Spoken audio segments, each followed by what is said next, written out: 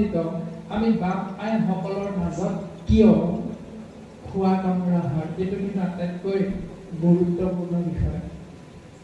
শাস্ত্ৰত ঠিকেই কৈছে, অৰ্থাৎ শাস্ত্ৰ গুৰুসৱে শিষ্যৰ কৃপাৰে শুদ্ধ উপদেশ দিব, শিষ্যসৱে শুদ্ধভাৱে নাচৰিলে তাৰাসৱে কি কৰিব। এখন প্ৰাথমিক, দুখন প্ৰাথমিক, তিনিখন আদি ধৰণে ভাগ হৈ গৈ আছে। আৰু কথাখিনি আপোনালোকে ইতিমধ্যে গমো পাই গৈছে। শংকৰ হৰি ভকতৰ জানা যেন কল্পতৰু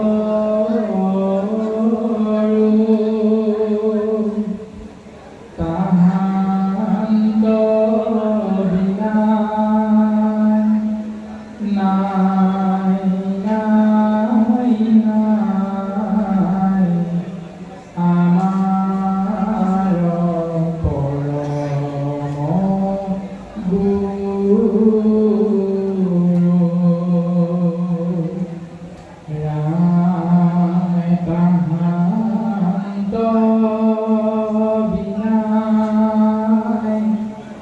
নাই নাই নাই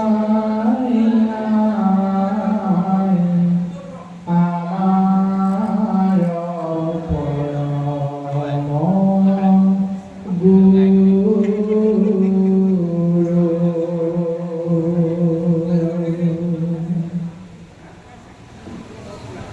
537 সংখ্যক বৰহাৰপুৰ মহাপুৰুষ শ্ৰী শ্ৰী মাধৱ গুৰুজনাৰ আবিৰ্ভাৱ আৰু পবিত্ৰ ক্ষণত বৰহাৰপুৰ মহাপুৰুষ মাধৱ গুৰুজনাৰ এভাগি পবিত্ৰ ঘোষাৰে কৃপালু জগতগুৰু পৰম গুৰুজনাৰ দেখানি অভয়চৰণত সমস্ত জীৱৰ মংগলৰ অৰ্থে ভক্তিৰ সেৱাভাগী অৰ্পণ কৰা হৈছে। উদ্ভিদজ আৰু জৰায়ুজ এই চাৰিটা ভাগত বিভক্ত হৈ থকা আমি জীৱৰ ভিতৰত জ্ঞান আৰু বিবেকযুক্ত জৰায়ুজ নামৰ জীৱ আমি মানুহ, আৰু মানুহ নামৰ জীৱক তৰণৰ উপায় অসম লোকত জন্মগ্ৰহণ কৰা আমি অসমীয়া জাতিৰ প্ৰত্যেকজন ব্যক্তিয়ে আমি ধন্যবাদৰ পাত্ৰ, কিয়নো কৃপালু শ্ৰীমন্ত শংকৰদেৱ গুৰুজনাৰ দৰে এজন সৎগুৰুৰ ছত্ৰ ছায়াত আমি সমস্ত জনাই জীৱন যাপন কৰাৰ সৌভাগ্যৱন্ত হ'লোঁ। আৰু তাতোতকৈও ধন্য আমি সেইজনা গুৰুৰে প্ৰপন্ন শিষ্য বৰহাৰপুৰ মহাপুৰুষ মাধৱ গুৰুজনাই সুন্দৰভাৱে গুৰুজনাৰ আদৰ্শেৰে অনুপ্ৰাণিত হৈ আমাক সহজ সৰল প্ৰাঞ্জল ভাষাত জীৱন যাপন কৰাৰ উত্তম মাৰ্গ দৰ্শন কৰাই দিছে। যিজনা গুৰুৰ আজি 537 সংখ্যক আবিৰ্ভাৱ মহোৎসৱ হিচাপে আজিৰ এই মহাপুণ্যস্থানত আমি সমস্ত জনাই ভগৱন্তৰ নাম শ্ৰৱণ কীৰ্তন মহাভক্তি আশ্ৰয় কৰি জীৱন ধন্য কৰাৰ প্ৰয়াস কৰিছোঁ। প্ৰায় 12মান বজাতে অনুষ্ঠানভাগি আৰম্ভ হৈছে আৰু বৰ্তমান 3:10 গৈছে। এই সুদীৰ্ঘ 3 ঘণ্টা যোৱা সময় আপোনালোক শ্ৰী চৈতন্যমূৰ্তি ভকত ভগৱন্ত সুন্দৰভাৱে আসনত উপবিষ্ট হৈ আছে। আৰু আমি কি ক'ম কি নক'ম ইয়াৰ বিষয়বস্তু আমাৰ সীমিত জ্ঞানেৰে আমি অকণমান চিন্তা কৰি মাত্ৰ 2-এটি কথা আগবঢ়াই দিবলৈ চেষ্টা কৰা হ'ব। যিহেতু গুৰুজন বস্তুৱে অৰ্থাৎ কৃপালু শ্ৰীমন্ত শংকৰদেৱ গুৰুজনাই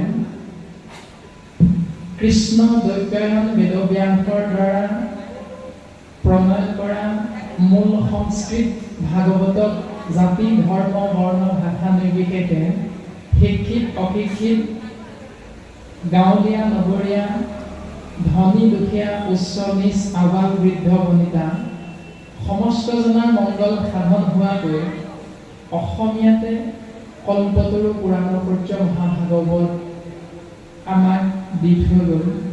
আৰু সেই কল্পতৰু পুৰাণৰ সূৰ্য মহাভাগৱতক আমি সমস্ত জনা কলিৰ মলমতী মনুষ্যক সুন্দৰভাৱে দৰ্শন কৰাই দিছে বঢ়াৰপো মহাপুৰুষ শ্ৰী শ্ৰী মাধৱ গুৰুজনাই তেওঁৰ অপূৰ্ব সৃষ্টি নামঘোষাৰ মাধ্যমেৰে। আৰু সাহিত্যৰথী লক্ষ্মীনাথ বেজবৰুৱাদেৱে সেই নামঘোষাৰ বিষয়ে সুন্দৰভাৱে কৈ থৈ গৈছে। আপোনালোক সৰ্বজনতা যে নামঘোষা এনে এক উত্তম শাস্ত্ৰ, যি শাস্ত্ৰৰ সমানে সমানে ৰাখিব পৰাকৈ দ্বিতীয় এভাগ শাস্ত্ৰ এই সংসাৰত নাই। এতিয়া ইয়াৰ বিষয়ে যদি আমি জানিবলৈ চেষ্টা কৰোঁ, তেতিয়াহ'লে প্ৰথম জানিব লগা কথা হ'ল যে শাস্ত্ৰ শব্দটো আমি প্ৰত্যেকেই ব্যৱহাৰ কৰোঁ, কিন্তু শাস্ত্ৰ শব্দৰ তাত্ত্বিক অৰ্থনো কি আমি হয়তো সমস্ত জনাই জনা নজনাৰ মাজেৰে আশ্ৰয় কিন্তু প্ৰত্যেকেই কৰি আছোঁ। এতিয়া শাস্ত্ৰ শব্দ ব্ৰহ্মৰ অৰ্থ যদি আমি চিন্তা কৰোঁ, তেতিয়াহ'লে স্বাভাৱিক অৰ্থ আমি এনেধৰণে বুজি পাম যে ব্যাকৰণৰ সূত্ৰমতে যদি আমি চিন্তা কৰোঁ, তেতিয়াহ'লে শাক প্ৰথম শব্দ ই হ'ল ধাতু, যোগ ত্ৰম প্ৰত্যয় সমান শাস্ত্ৰ। অৰ্থাৎ শাস্ত্ৰ কাক বোলে বুলি কোৱাৰ লগে লগে আমি বুজি পাম যে যাৰ মাধ্যমেৰে চাৰিটা ভাগত বিভক্ত হৈ থকা জীৱৰ ভিতৰত শ্ৰেষ্ঠতম জীৱ মনুষ্যৰ আখৰিক স্বভাৱবিলাকক নিয়ন্ত্ৰণ কৰি সুন্দৰ জীৱন যাপনৰ চিন্তাৰে আগবঢ়াই দিব পৰা যি জ্ঞান একে স্থানতে থুপ খাই আছে, তাকে কোৱা হৈছে শাস্ত্ৰ। আৰু সেই সমস্ত শাস্ত্ৰৰ ভিতৰত গুৰুজন বস্তুৱে নামঘোষা আমাক দি গ'ল। অৰ্থাৎ নিৰ্গুণ নিৰাকাৰ সৃষ্টি স্থিতি প্ৰলয়ৰ গৰাকী সৰ্বশক্তিমান ঈশ তত্ত্বক চিন্তা কৰি ঈশ তত্ত্বৰ নাম ব্ৰহ্মত শৰণ গ্ৰহণ কৰি কায় বাক্য মনেৰে আমি যদি একচিতে জীৱন যাপন কৰিবলৈ চেষ্টা কৰোঁ, তেতিয়াহ'লে সেই জীৱই অপ্ৰায়সে এই সংসাৰৰ পৰা সুন্দৰভাৱে পৰম গতি লাভ কৰিব পাৰে। আৰু ইয়াকে 1000 এভাগ ঘোষাৰ মাধ্যমেৰে কৃপালু বঢ়াৰপো মহাপুৰুষ মাধৱ গুৰুজনাই সুন্দৰভাৱে আমাক নামঘোষাত বৰ্ণনা কৰি দিছে। আৰু আপোনালোক সমস্তজনে নামঘোষা আশ্ৰয় কৰিছে, আমিও আশ্ৰয় কৰিছোঁ। আৰু আশ্ৰয় কৰোঁতে আমি যিখিনি সীমিত জ্ঞানেৰে বুজি পোৱা গৈছে, তাৰ ভিতৰত একাদশ স্কন্ধ মহাভাগৱতৰ কৃষ্ণ উদ্ধৱ সংবাদ, কৃপালু গুৰুজন বস্তুৰ কীৰ্তন গ্ৰন্থত কৃষ্ণ উদ্ধৱ সংবাদ, শ্ৰীকৃষ্ণৰ বৈকুণ্ঠ প্ৰয়াণ, ইয়াতো গুৰুজন বস্তুৱে খুব সুন্দৰভাৱে আমাক জ্ঞান প্ৰদান কৰিছে। মহাভক্ত উদ্ধৱৰ যি প্ৰশ্ন ভগৱন্তৰ চৰণত যে হে প্ৰভু তুমি মোক কোৱা যে হে প্ৰাণবন্ধু কৃষ্ণ বুলিও বুজাই ঋষি সমস্তৰ কিয় একমতি নাই, ঋষি সমস্তৰ মাজত এক মত কিয় নাই। আৰু ভগৱন্ত পুৰুষে তাৰ উত্তৰ দিবলৈ গৈ মহাভক্ত উদ্ধৱক সুন্দৰভাৱে প্ৰকাশ কৰিছে যে হে উদ্ধৱ, তুমি মোক যে সুধিছা প্ৰশ্নভাগ কিয়নো ঋষি সমস্তৰ মাজত একমতি নাই, তাৰ উত্তৰ তুমি সুধিছা কাৰণে মই তোমাক নকওঁ। মই এই কাৰণেই কম তোমাক, কাৰণ তোমাৰ লগত বিশেষ দুটা তত্ত্ব আছে। সেই তত্ত্ব দুটা কি কি ভগৱন্ত পুৰুষে সুন্দৰভাৱে উদ্ধৱৰ আগত প্ৰকাশ কৰিছে।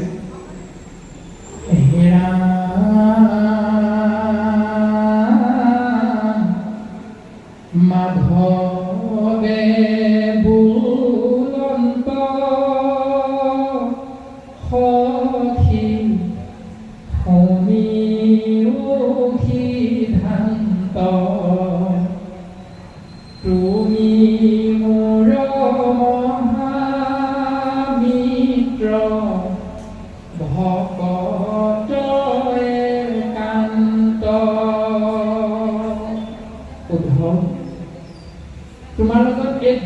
বিশেষ তত্ত্ব আছে, সেয়া হ'ল তুমি মোৰ মহামিত্ৰ অৰ্থাৎ পৰম বান্ধৱ, আৰু তুমি মোৰ একান্ত ভকত।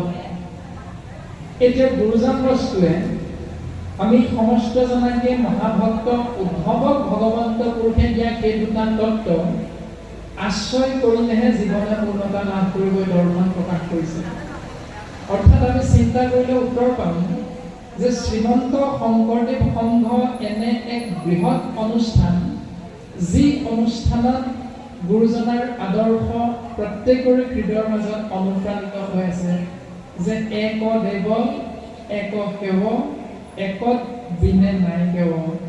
কিন্তু একান্ত সেৱক মানে ভগৱন্তৰ পৰম বান্ধৱ নহ'বও পাৰে।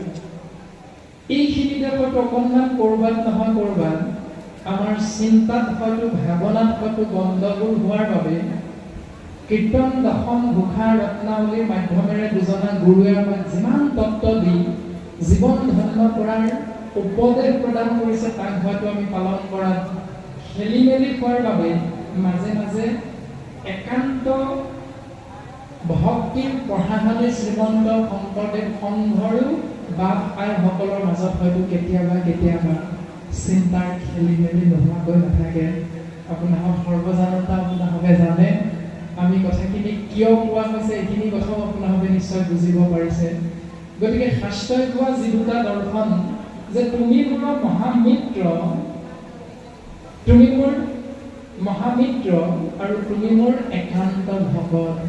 আৰু একান্ত ভকতৰ বিষয়টোত মাধৱ গুৰুজনাই খুব সুন্দৰভাৱে চিহ্নমোহৰ মাৰি আমাক দৰ্শন কৰাইছে ঘোষা শাস্ত্ৰৰ মাজত, যে কেৱল ভকত হ'লে নহ'ব, আমি যে ভকত হৈছোঁ, আমি যে সংগী হৈছোঁ, তাৰ মাজতো যথেষ্টখিনি পাৰ্থক্য আছে।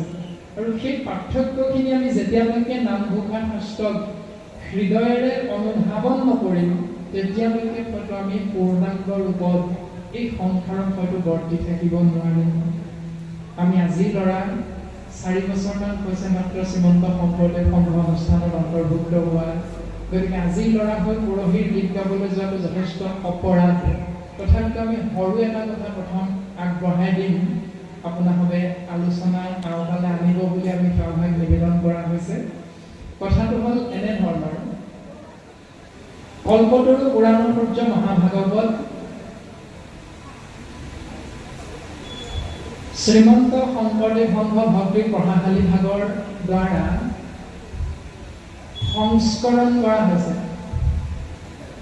আৰু কল্পতৰু পুৰাণাচাৰ্য মহাভাগৱতত মাধৱ গুৰুজনে নামঘোষা শাস্ত্ৰত সুন্দৰভাৱে দৰ্শন কৰাইছে। আপোনালোকৰ জ্ঞাত বৈকুণ্ঠৰ কল্পতৰু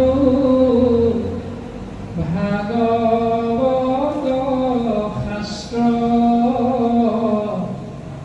ইহাৰ উত্তম ফল হৰি নাম মাত্ৰ। ও হৰি নামে হৰি নামে হৰি নামে গতি হৰি নাম ভকতৰ কেৱল ভকতি।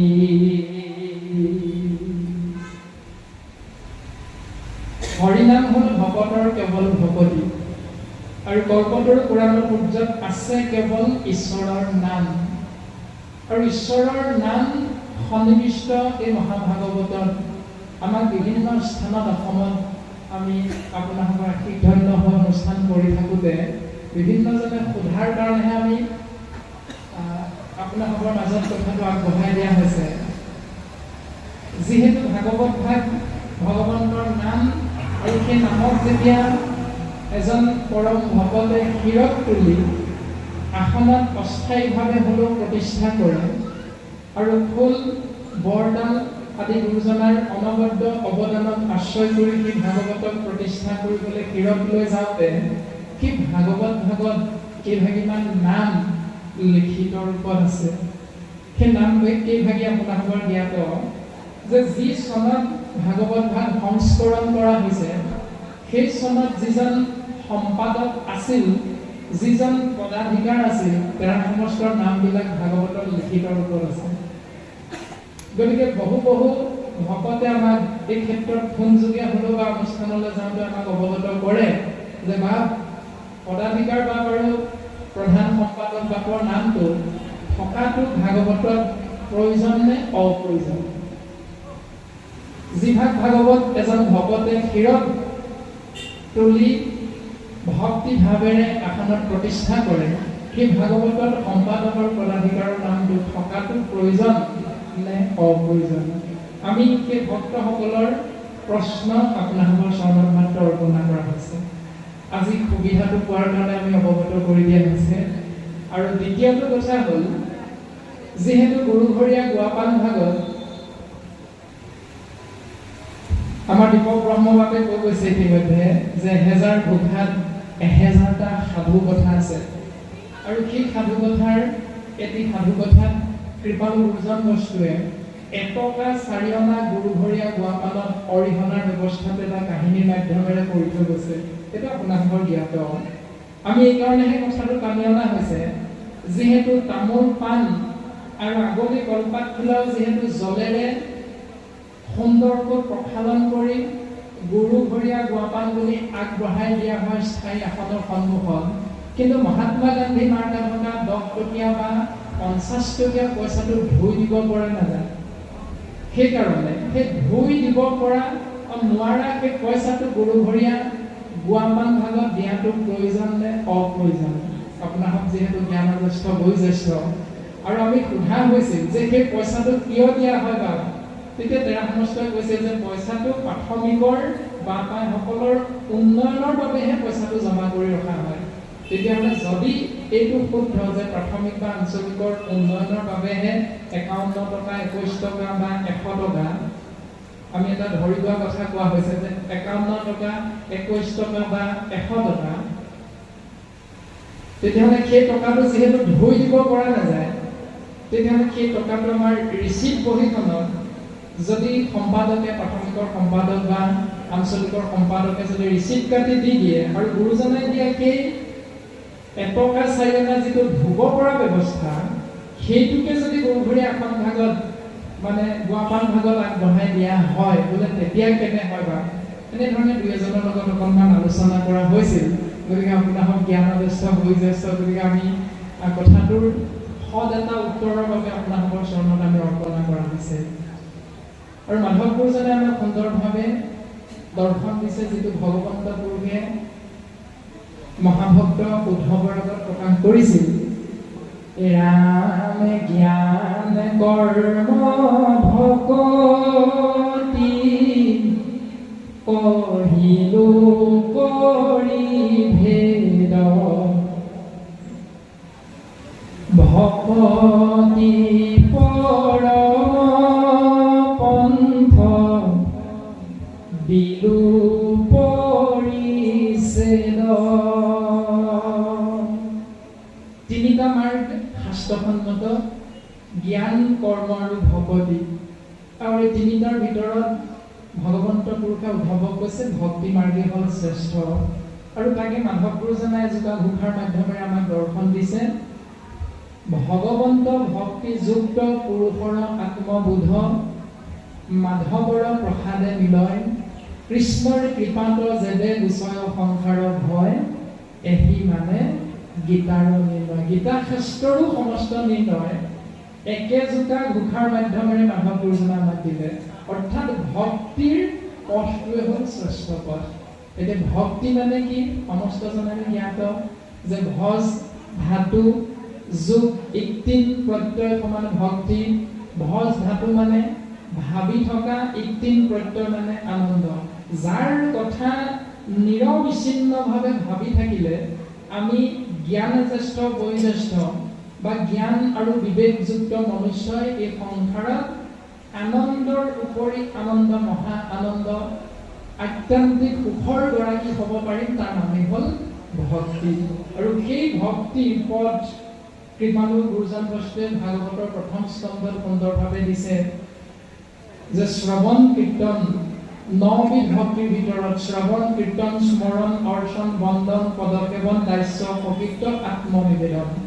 এই 9টা ভক্তিৰ ভিতৰত শ্ৰেষ্ঠ হ'ল শ্ৰৱণ কীৰ্তন, অৰ্থাৎ কৃষ্ণ নাম শুনা আৰু কৃষ্ণ নাম গুঞ্জ জীৱৰ মাজত প্ৰকাশ কৰা। যিটো কথা গীতা শাস্ত্ৰৰ একেবাৰে শেষত গীতাৰ মাহাত্ম্যত প্ৰকাশ কৰিছে, আমাৰ সমস্ত জনৰে জ্ঞাত যে গীতা যদি দান দিয়া যায়, অৰ্থাৎ শ্ৰী কৃষ্ণ গীতাভাগ যদি দান দিয়া যায়, তেতিয়াহ'লে এজন যুৱক বা এগৰাকী যুৱতীয়ে মনোমত ভাৰ্যা লাভ কৰিব পাৰে। এনেকুৱা এটা চিন্তাধাৰা আমাৰ সমাজত প্ৰায় প্ৰচলিত। এতিয়া কথা হ'ল শ্ৰীকৃষ্ণ গীতা, তাৰ অৰ্থ কি? শ্ৰী শব্দ ব্ৰহ্মৰ অৰ্থ আপোনালোকৰ জ্ঞাত, তালব্য সযোগ ৰযোগ দীৰ্ঘই সমান শ্ৰী। আৰু কৃষ্ণ শব্দৰ অৰ্থ আপোনালোকৰ জ্ঞাত, কৃষকেন শব্দ ইটো পৃথিৱী বাচক হল ন আনন্দত প্ৰৱৰ্তয়, দুইৰো এক পদ হইলে পৰম ব্ৰহ্মৰ ৰূপ কৃষ্ণ নাম আনন্দ মাত্ৰ কয়। সেয়াই হ'ল কৃষ্ণ। কৃষ মানে হ'ল পৃথিৱী বা সৰ্বোত্তম, আৰু ন মানে হ'ল আনন্দ। যাক ভাবি থাকিলে পৃথিৱীৰ সমস্ত সুখ এটি জীৱই লাভ কৰিব পাৰে, তাৰ নামেই হ'ল কৃষ্ণ। আৰু সেই কৃষ্ণ নাম শ্ৰৱণ, কীৰ্তন, মহাভক্তি আশ্ৰয় কৰিবৰ বাবে 4 বস্তু, কায়িক, মানসিক অৰ্থাৎ কায়, বাক্য, মন আৰু চিত্ত এক কৰি আমি জীৱন আগবঢ়াই নিব পাৰিলেহে ইয়াৰ পূৰ্ণাংগ ৰূপ লাভ হয়। আৰু তাৰ বাবে 24টা তত্ত্ব গঠিত আমাৰ এই পঞ্চভূতি নৰদেহাত 11টা ইন্দ্ৰিয় আছে, আৰু 11টা ইন্দ্ৰিয়ৰ একেবাৰে শক্তিশালী ইন্দ্ৰিয়টোৰ নাম হ'ল মন। আৰু মন নামৰ ইন্দ্ৰিয় প্ৰথম নিয়ন্ত্ৰণ কৰিব লাগিব। আৰু নিয়ন্ত্ৰণৰ বাবে গুৰুজন বস্তুৱে আমাক সিদ্ধান্ত দিছে, বৰহাৰপুৰ মহাপুৰুষ মাধৱ গুৰুজনাই, যে মন যদি শুদ্ধ কৰিব লাগে তেতিয়াহ'লে উত্তৰ এটাই, সেইটো হ'ল অব্যক্ত ঈশ্বৰ হৰি কি মতে পুজিবা তাংক, ব্যাপকত কিবা বিসৰ্জন, এতাৱন্ত মূৰ্তি শূন্য কেনামতে চিন্তিবাহা, পৰাম বুলি শুদ্ধ কৰা মন। ৰাম বুলি শুদ্ধ কৰা মন। এতিয়া ৰাম বুলি আমি প্ৰত্যেকেই কৈ আছো, আমাৰ নিৰ্দিষ্ট বক্তা বাজনাই কৈ গ'ল, আৰু আমি সমস্ত জনাই প্ৰত্যেক মুহূৰ্ততে ৰাম কৃষ্ণ হৰি বিষ্ণু, ৰাম কৃষ্ণ হৰি বিষ্ণু আশ্ৰয় কৰোঁ। বিশেষকৈ ভক্তিৰ প্ৰশাসনী শ্ৰীমন্ত শংকৰদেৱ সংঘত এনে এজন বাপ আইনা যিজনৰ পদ্ম মুখখনতে কৃষ্ণ বুলি, ৰাম বুলি, হৰি বুলি প্ৰকাশ নহয়, এনে এজন বাপ আই কিন্তু নাই। গতিকে এনে ভক্তিৰ প্ৰশাসনীৰে মহিমামণ্ডিত আমি বাপ আইসকলৰ মাজত কিয় খোৱা কামোৰা হয়, এইটো কিন্তু আটাইতকৈ গুৰুত্বপূৰ্ণ বিষয়। শাস্ত্ৰত ঠিকেই কৈছে, অৰ্থাৎ শাস্ত্ৰ গুৰুসৱে শিষ্যৰ কৃপাৰে শুদ্ধ উপদেশ দিব, শিষ্যসৱে শুদ্ধভাৱে নাচৰিলে তাৰাসৱে কি কৰিব? এখন প্ৰাথমিক, দুখন প্ৰাথমিক, 3খন আদি ধৰণে ভাগ হৈ গৈ আছে। আৰু কথাখিনি আপোনালোকে ইতিমধ্যে গমো পাই গৈছে, আমাৰ হৈ যোৱা অধিৱেশনতো গোটেইখিনি কথা আপোনালোকৰ জ্ঞাত। গতিকে ৰাম বুলি ক'লে গুৰুজন বস্তুৱে জীৱৰ মন শুদ্ধ হয় বুলি কোৱাৰ পাছতো ক'ৰবাত নহয় ক'ৰবাত হয়তো আমি পালন কৰাৰ ক্ষেত্ৰত ৰাম কৃষ্ণ হৰি বিষ্ণু নামত আমাৰ খেলিমেলি এটা নিশ্চয় আছে। অৰ্থাৎ 4টা শব্দ ব্ৰহ্মেৰে আমি জীৱন যাপন কৰিবলৈ প্ৰত্যেকেই চেষ্টা কৰোঁ। সেই 4টা শব্দ হ'ল আন মাৰ কাঠ খাওঁ, আনিব লাগে, মাৰিব লাগে, কাটিব লাগে আৰু খাব লাগে। তাৰ পাছত গুৰুজন বস্তুৱে সেই 4টা শব্দ ব্ৰহ্মৰ শুদ্ধ ৰূপটো প্ৰকাশ কৰিলে যে আনিবা, মাৰিবা, কাটিবা, খাবা, কোনো কথা নাই, এটাই কৰিবা, কিন্তু তাৰ আগত শাস্ত্ৰসন্মতে আৰু 4টা শব্দ শুদ্ধভাৱে যোগ দিয়া, সেয়া হ'ল গুৰু, দেৱ, নাম আৰু ভকত। এতিয়া আমি কওঁতে ঠিকেই কওঁ, গুৰুত দিম, দেৱত দিম, ভকতত দিম, নামত দিম, কিন্তু কাৰ্যক্ষেত্ৰত হয়তো পালন কৰোঁতে আমাৰ অকণমান খেলি মেলি হৈ যায়। তাৰে প্ৰমাণবিলাক আপোনালোকে জানে, তথাপিতো আমি সৰু এটা কথা অৱগতহে কৰা হৈছে যে মেট্ৰিক পৰীক্ষাৰ প্ৰাক মুহূৰ্তত সন্তানৰ মংগল বিচাৰি আমি 4-5জনমান প্ৰাথমিকৰ ভকতক আমন্ত্ৰণ কৰোঁ। আৰু এটা শব্দ ব্ৰহ্মখিনিতে মনত পৰিছে, আমাৰ সম্পাদক বাবজনাই কৈ গৈছিল শব্দভাগী, আৰু আমাৰ সভাপতি বাপৰো যিভাগ আজি পৰিচালনা কৰিবৰ বাবে লিখিত ৰূপত সন্মুখত ৰাখি থৈছে, তাতো নিমন্ত্ৰিত অতিথি বুলি আছে নেকি হয়তো। আপোনালোকে অপৰাধ নধৰিব, আমি প্ৰথমেই কোৱা হৈছে আজিৰ ল'ৰা পৰহিৰ গীত গোৱাৰ নিচিনা কথা এটা হৈছে। আমন্ত্ৰণ আৰু নিমন্ত্ৰণৰ মাজত নিশ্চয় পাৰ্থক্য আছে। আমন্ত্ৰণ সেই স্থানলৈ কৰা হয় য'ত ৰক্তৰঞ্জিত আহাৰ ব্যৱস্থা কৰা নহয়। নিমন্ত্ৰণ তাত কৰা হয় য'ত ৰক্তৰঞ্জিত আহাৰ ব্যৱস্থাটো থাকে। অৰ্থাৎ বিয়া সকামত নিমন্ত্ৰণ শব্দটো আমি ব্যৱহাৰ কৰোঁ, আৰু আমন্ত্ৰণ শব্দটো আমি ধৰ্মালোচনী সভাতহে ব্যৱহাৰ কৰোঁ, বা নামঘৰত বা কাৰোবাৰ গৃহত পাঠ ব্যাখ্যা এনেকুৱা আলোচনাৰ ভাগত যদি আমি কাৰোবাক দায়িত্ব অৰ্পণ কৰোঁ, তেতিয়া আমন্ত্ৰণ, আমন্ত্ৰিত অতিথি হিচাপে। নিমন্ত্ৰণ আমি সেইসকল বা সেই অনুষ্ঠানলৈহে আমি কৰোঁ। গতিকে দুজনৰ বাকস্থানত আমি সেৱা নিবেদন কৰিছোঁ। হঠাৎ শব্দভাগী আহি পৰাৰ বাবে আমি এইখিনিতে ক'ব লাগে বুলি ভাবিহে আমি কথাষাৰ কৈ দিয়া হৈছে যে আমি ভাতৃস্বৰূপ, আমি সন্তানস্বৰূপ। গতিকে সভাপতি বাবজনা আৰু আমাৰ সম্পাদক বাবজনা যাতে আমাক ব্যক্তিগতভাৱে হ'লেও তেওঁৰ চৰণ কমলত আমাক ঠাই দিয়ে। কৃষ্ণ। আমি গৈ থকা হৈছিল যে মেট্ৰিক পৰীক্ষাৰ সময়ত যে প্ৰাথমিকৰ 2-4জনমান ভকতক আমি আবাহন কৰোঁ, আমন্ত্ৰণ কৰোঁ যে মাভকল আমাৰ সন্তানে মেট্ৰিক পৰীক্ষা দিব বা হায়াৰ ছেকেণ্ডেৰী পৰীক্ষা দিব, গতিকে আপোনালোকে যাব, পাঠ অকণমান আগবঢ়াই দিব লাগিব। এনেধৰণে আমন্ত্ৰণ কৰাৰ পাছত যেতিয়া শাস্ত্ৰসন্মতে আমি কথাখিনি বুজি পালোঁ যে দেৱতো তীৰ্থটো কৰি ভকতেহে বৰ, ভকতক ভজিলে বিষয় কৰ্মজৰ, ভকতসকলে যাতে কৰোঁ আশীৰ্বাদ, তেনেকৈ মিলয় কিন্তু কৃষ্ণৰ প্ৰসাদ। কিন্তু যিদিনা পৰীক্ষাৰ ফলাফল ওলায়, ফলাফলৰ দিনা কিন্তু ৰাতিলৈ এটা বেলেগ ব্যৱস্থা হয়। সেইটো প্ৰত্যেকৰে গৃহতে হয়। কি শ্ৰীমন্ত শংকৰদেৱ সংঘ, কি কমা সংঘ বুলি কোনো কথা নাই, মাত্ৰ পাৰ্থক্য এটা থাকে। পাৰ্থক্যটো হ'ল ৰক্তৰঞ্জিত আহাৰ কোনোবাই বুজি পায় কাৰণে গৃহত নুলিয়ায়, আৰু কোনোবাই বুজি পায়ো হ'ব দিয়াই কি হ'বলৈ এদিনহে খাব, এই বুলি কিন্তু প্ৰায় ব্যৱস্থাটো পালন কৰা হয়। গতিকে তেনেকুৱা কিছু কিছু হয়তো খেলি মেলিৰ বাবে আমি ৰাম বুলি কৈছোঁ যদিও, কৃষ্ণ বুলি কৈছোঁ যদিও, হৰি বুলি কৈছোঁ যদিও, ৰাম কৃষ্ণ হৰি বিষ্ণু জগত প্ৰসিদ্ধ নাম আশ্ৰয় কৰিছোঁ যদিও, আমাৰো মাজে মাজে সেই কাৰণে হয়তো আমাৰ খেলি মেলিবিলাক নথকা নহয়। এইটো আমাৰ সীমিত জ্ঞানৰ, সীমিত চিন্তা মাত্ৰ আপোনালোকৰ চৰণত অৰ্পণ কৰা হৈছে যে ৰাম শব্দৰ ৰা পদ ভৈল প্ৰচণ্ড বহ্নি নিশ্চয়, ম বায়ু সমে অধৰ্ম অৰণ্য দহিয়া ভস্ম কৰোঁ। ৰাম শব্দৰ ৰা হ'ল প্ৰচণ্ড বহ্নি, বহ্নি মানে জুই, ম হ'ল বায়ু, আৰু দুইটা যেতিয়া লগ হ'ব, অগ্নি আৰু বায়ু তত্ত্ব যেতিয়া একেলগ হ'ব, তেতিয়া কেঁচা পকা ধনী দুখীয়া এইবিলাক একো বাছ বিচাৰ নকৰে আমাৰ সমস্তৰে দুখ।